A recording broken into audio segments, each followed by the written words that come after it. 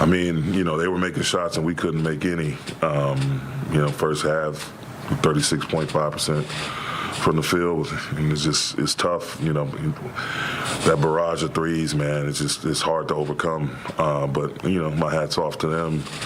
With Anthony and Dame, they're it's a hell of a two-headed monster. But they also have some other guys that play really, really well, shot the ball really well. But I'm just proud of our guys, the way they didn't just roll over. We continue to compete, even though things weren't going so well for us offensively. We tried our best and switched up some coverages, but just competed all the way through the end.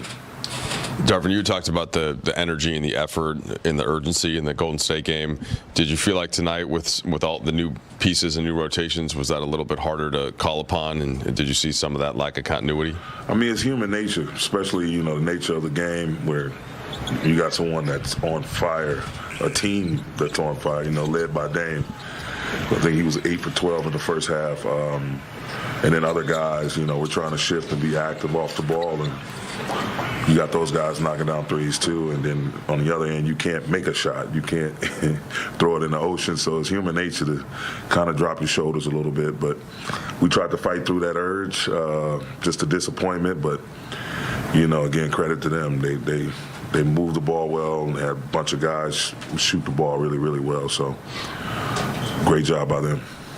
You mentioned the term "tip your hat." With Dame, it was, I think he had 4 30-footers, and on the tape, it looks like a lot of them are contested. But overall, on some of your other defensive perimeter possessions, did you feel like they were getting an abundance of open looks, the Blazers? No, I mean, we checked the analytical data at halftime, and according to that data, we were, a defensive shot quality, we would have been number 1 in the league because they were contested. They moved the ball on some of them. Some of them, it was by design. Certain guys that we gave, shifted even more off the ball. But credit to them, they made shots tonight.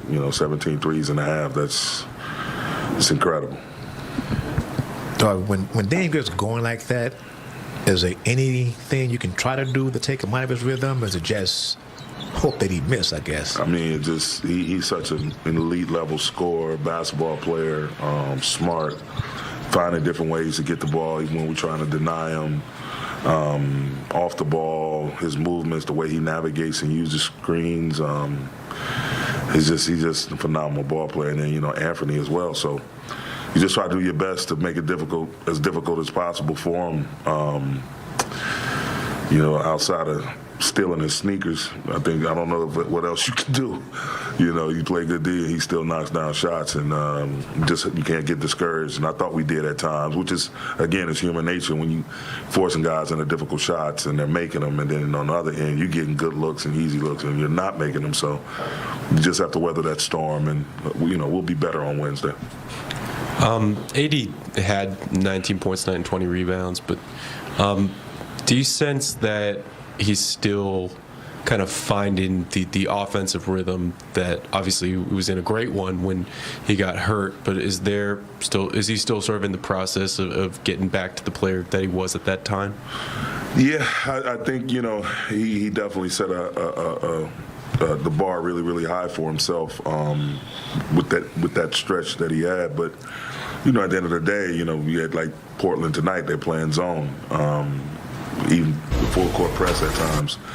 So you have different teams doing different defenses to disrupt them. If it's one-on-one, then there's a guy tilting, flooding from the baseline, another guy digging from the nail. Like, he's seeing a crowd every time he touches the ball. So he's just trying to navigate that and play the right way.